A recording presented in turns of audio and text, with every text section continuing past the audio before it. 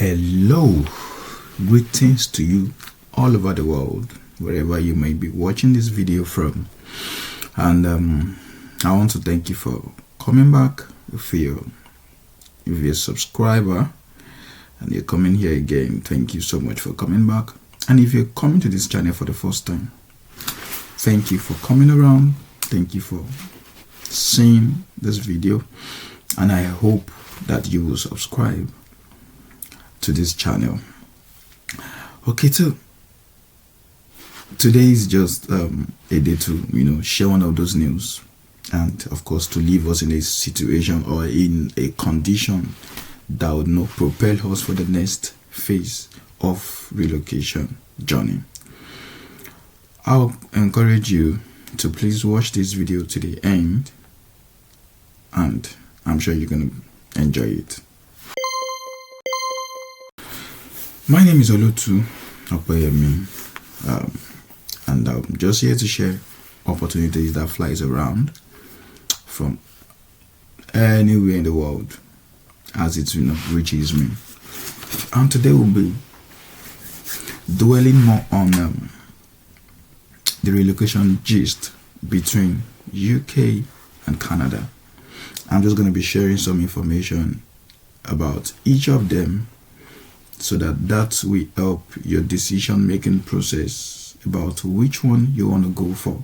Do you want to go for UK? Do you want to go for Canada? I'm going to be sharing the similarities, the difference, then my own opinion about this.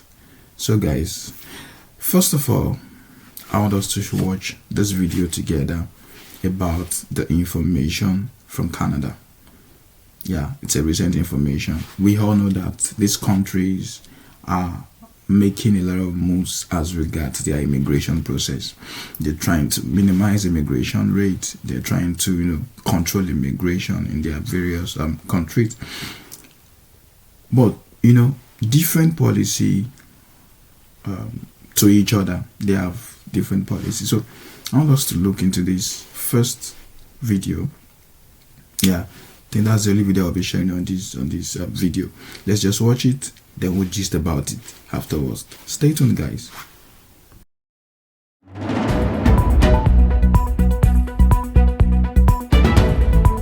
I'm here to announce a few more immediate measures. International students need to be prepared for life in Canada, and we have a responsibility to make certain that they are well supported when they come to Canada. So starting in January 1st of next year, in 2024, the financial requirement for study permits will be raised to reflect the current cost of living. And as such, a single applicant will need to show that they have $20,635 in funds to support themselves in Canada, moving up from $10,000. I'd also like to update you on 3 temporary policies affecting international students that were set to expire by the end of the year. The main purpose for an international student to be in Canada is to study. However, since most students are currently halfway through their school year and some are working full-time to meet their needs, we will extend the temporary policy that has allowed eligible international students to work more than 20 hours per week. So next year we intend to implement targeted pilots that will test new ideas aimed at helping underrepresented cohorts of international students to pursue their studies in Canada. In response to the labor market disruptions over the pandemic, we introduced a temporary policy granting post-graduation work permit holders an additional 18-month open work permit if needed. Those with a post-graduate work permit expiring by the end of this year remain eligible to apply, and we won't be extending that policy after that. It would be a mistake to blame international students for the housing crisis. Ahead of September 2024, we are prepared to take necessary measures, including significantly limiting visas. Enough is enough. If provinces and territories cannot do this, we will do it for them, and they will not like the bluntness of the instruments that we use. Now, welcome back, guys. I haven't seen that video. I know there'll be a lot of thoughts in your mind right now. Okay, UK few days ago brought a new policy. I'm sure you've seen the video on my YouTube channel. It brought about new policy, new rule, new standard, new relocation moves and all of that. And now Canada is doing the same. So let's compare, let's contrast, and let's look into which one you think is good for you and you would be able to go for. Before I go, please subscribe to this YouTube channel. Thank you. Now, from the video we watch, or let me say, let's compare now. First of all, the similarities. We all know that these guys want to, cut down immigration rate. They want to minimize the rate at which people come in and out of the country. Flow into their country. Also, these two countries want to minimize the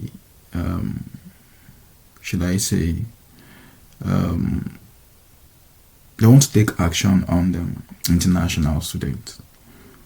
Yeah, they both have action to take on international students. They both want to minimize migration, visa for migration or whatever. It's a general assignment. All of these guys are minimizing migration. So now, let's compare Canada with UK. Now, first of all, I'll say UK is saying that you can come and study. You don't have a problem with study.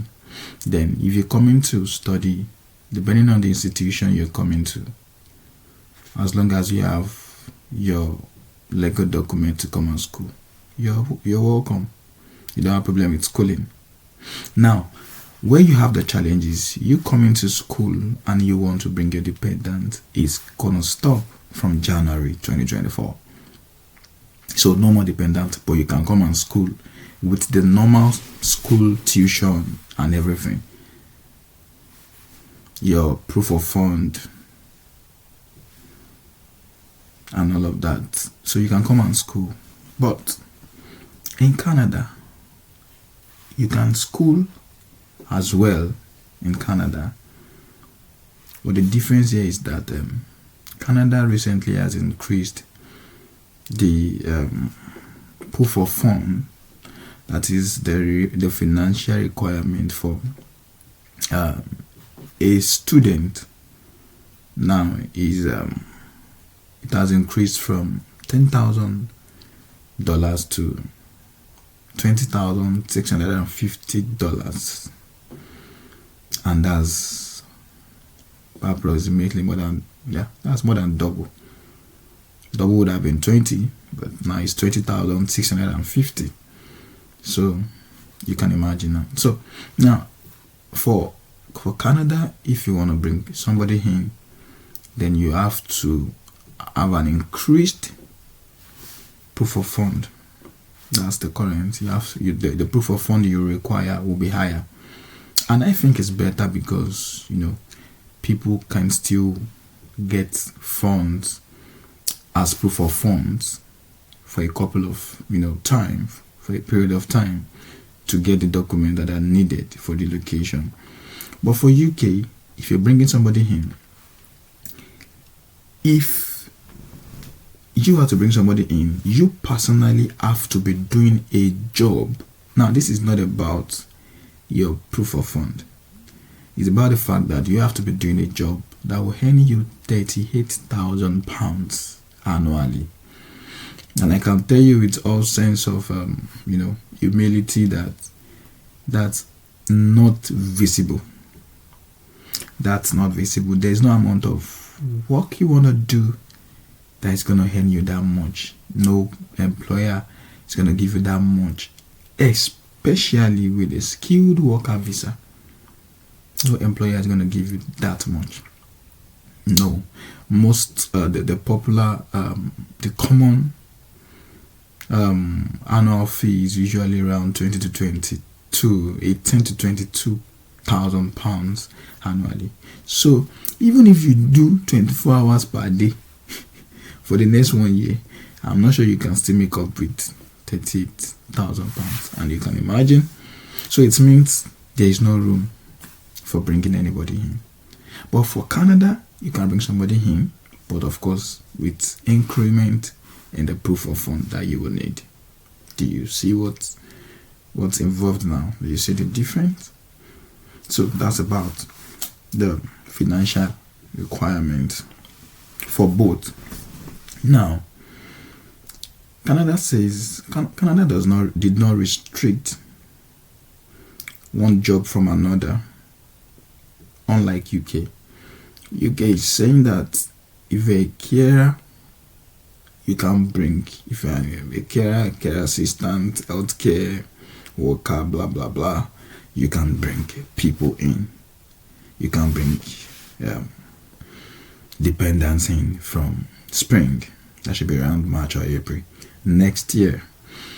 So you can't bring anybody in, no matter what. So it's not about you having money in your account that is equivalent to that. No, it's about the fact that you are in the UK already must have 38,000, must do a job that pays 38,000 pounds. No, it's different. So if it is also about proof of fund, maybe it would have been better. But now it's not about proof of fund. It's about you working. You want to bring somebody in, you have to be doing a job that can pay you that much. Do you see that difference too? So, and on that verge, Canada is still doing better than the UK on that. On that. Now, another issue here is Canada has also tried to also help those that are working in Canada. You're a student. Everybody knows that as a student, either in Canada or in UK, you can only work 20 hours per week. But I think they now see that a lot of people, find it difficult to maybe live their kind of life, or maybe could not really earn much. I don't know what they think about, but I know that something would have gone through their mind before they make this decision. And the decision is actually a good one. Now, they say that as a student, you can work more than 20 pounds. As a student, you can work more than 20 hours per week. Yeah, so as a student now, you can do more than 20 hours per week. Just ensure, this is my own personal advice now, just ensure that your academics does not suffer for the work you're doing, because you work to also pay your fees, and if eventually your academics is faulty, trust me, you might have to be penalized or something. So please don't let your work disturb your academics. So then also I know, so that for UK, as long as you're a student, you still maintain your 20 hours per week. There's no increment. I don't think there's anything you can do about it, because for everyone that wants to employ you, they will have to request for your documents. They will see that you are a student, and they won't give you more than £20. Why am I after pounds? Okay, so they won't give you more than 20 hours per week. So you can see that on that hedge, Canada is still doing well. Now, I think, so for Canada, they're going to start a post-study plan by post-study. There's a post-study stay that they've extended till September 2024. So if they are going to maybe make any amendment on that, then it means that's still till September next year. So in my opinion, guys, the first thing I would advise you to do is to sit down with your family and count the cost. count the cost in terms of know the financial implication of what you want to do. Even the Bible says that who is the man that wants to build a house that will not first sit down and count the cost. So you have to count the cost of the journey you want to start. You need to count the cost of maybe the financial implication, the family, the implication on the family too. Do you want to travel? Leave your family alone? Do you want to relocate? How do you take care of your kids? How do you put, your wife? So this has to be a family discussion. That's number one. Secondly is that, of course, like I said, you have to weigh the financial implication, the requirements. Thirdly is to consider the route you want to travel with. Do you want to come in as a student?